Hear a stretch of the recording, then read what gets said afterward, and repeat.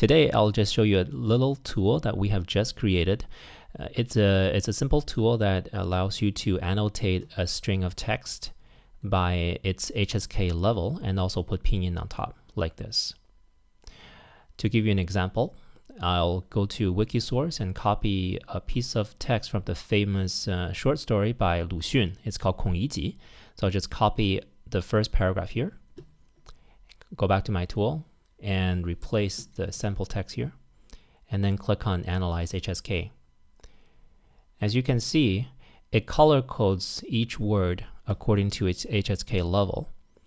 It also puts pinyin on top. You can selectively turn off some lower HSK levels if you choose. For example, if you're at HSK 5, you might only want HSK 5 and above labeled, and you might want to choose to have or not have pinyin shown.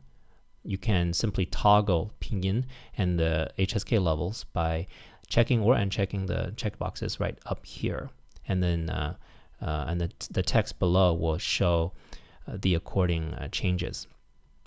Now, the site is available at chinese02hero.com/analyze-hsk. And I'll also copy the link to the description of this video. All right, I hope this helps you. Okay, bye-bye.